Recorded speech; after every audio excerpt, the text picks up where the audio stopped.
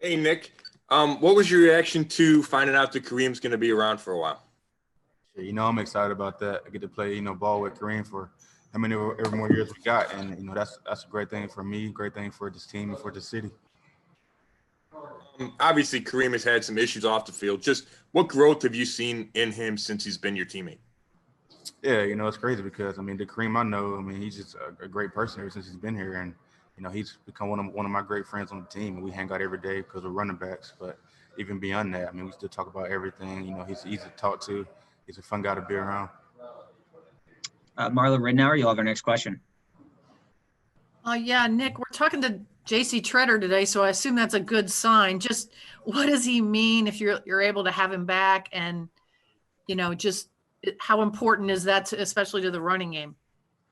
Yeah, it's huge for us. JC's been playing this game for a while. He's an older vet. He's wise. He's very athletic and makes the right calls. Gets in the right position, and he's a baller. So, we're all happy to have him back. Baker also mentioned earlier how he and Miles have sort of taken it upon themselves to change the culture. Do you see, them making a difference, and do you feel like things are, you're making strides there? Yeah, I see it. Just the big disappointment of last year just pushed us all to do things different, and we're all pushing each other, holding each other accountable, and going out there every day and giving it all in practice. Daryl Ryder, we'll go to you. Hey, Nick, you guys are going to go to Baltimore. They're not going to have that home field advantage that they're accustomed to. There won't be fans in the stands. So what type of an adjustment do you think that's going to be for you guys as players to go into an empty building? I know covering Major League Baseball, you can hear everything that's from the press box that's being said on the field, between players and stuff like that. So what do you think it's going to be like for you guys? No fans in the stands in that, quiet type atmosphere. Yeah, I'm not sure. It'd definitely be different, but I can just imagine be like practice. No fans here at practice, and we still, have good days, and we still come out here with high intensity, and we still get after it. So, or like a scrimmage maybe. So maybe in the same terms of that, but it's no different in scrimmage or in the game. We're gonna go out there, gonna give it our all. We're gonna, ignore everything else anyways. Thank you, Daryl. Jeff Shadell, you have our next question. Hey, Nick, I want to ask you about the zone blocking scheme and all. How do you see Kevin Stefanski's offense making the running game even better than it was last year? I think he brought the right guys in, and we all play for each other. We know our assignments, and we know what needs to be done in order to, make all the runs work. So I think it starts up front. Those guys getting great push, and that's running backs making the right reads and cuts. Mary Kay, you're up. Hey, Nick, just wondering, with Kareem signing this extension, does this make you even, more want to be here long-term with him and have you guys get something going, something special that you guys can put out there for the Cleveland Browns and the fans for years to come? Do you feel like this could be a long-term thing for both of you guys? Oh yeah, I hope so. Definitely, I wouldn't mind staying here with Kareem and staying on the Browns for as long as I can. So it'll be special if we could do that, and I look forward to playing with him this season and for more to come. And what do you think? When you look at you guys, together as a duo and what you can bring to the table, why do you think it can be so special? And what do you think you guys are capable of together? I think it gives the defense a hard time, having to plan for us, a scheme for us, because they don't know what we're going to do, and they don't know how we're going to be used or utilized in the system. So I think it can be special if we find the right way to utilize us, keep us both on the field, or just a certain place for both of us, things like that. Tony Grossi, we'll go to you.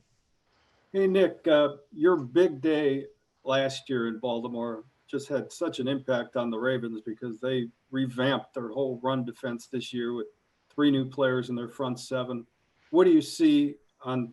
Well, I guess you haven't seen much on tape from no preseason game, but just the changes they made to the run defense. What do you think of the challenge? Well, we know the Baltimore Ravens and the things they like to do best. And as a whole, they're big, physical, and they play hard and very high motor guys. And that would be a challenge for us. Okay, thank you. Next up will be Daryl Ryder.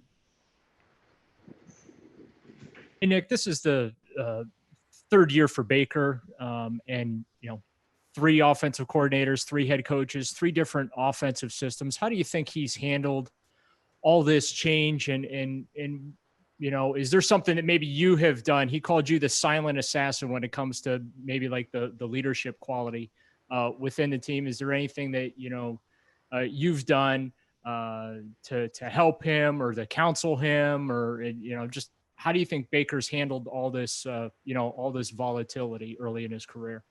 I mean, I've been here too with him, so it's for both of us. And I think, but him being a quarterback, there's a lot more on his plate.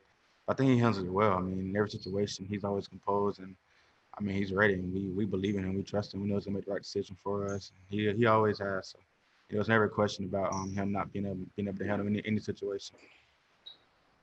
All right, we have 3 hands up. Mary Kay, Scott Petrick, Nick Shook. We'll take those 3 in that order. Mary Kay, you're up.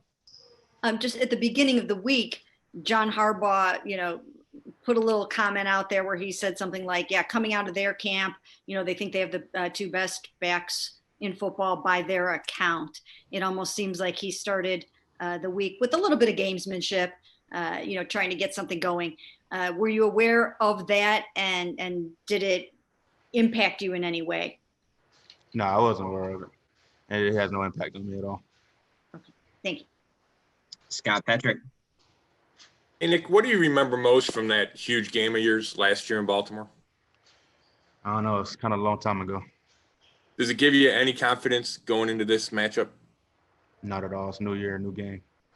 Okay, thanks. All right, final question goes to Nick Shook. Nick, a year ago at this time, you guys were kind of the talk of the town, and everybody was very excited. You had a lot of expectations. This is obviously there's not nearly as much buzz about the team this year, but probably for good reason. What kind of changes have you seen outside of everything related to COVID in this team from the end of last year to this point now? I'm not sure. I mean, I like not having the noise around us. They can just take it somewhere else. Let us focus on ourselves. Let us keep playing.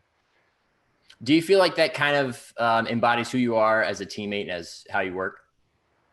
I mean, yeah, I think so. I mean, that's how I approach myself and how I approach each day. Just not worry about anything else. Just focus on home and make sure we're right here first.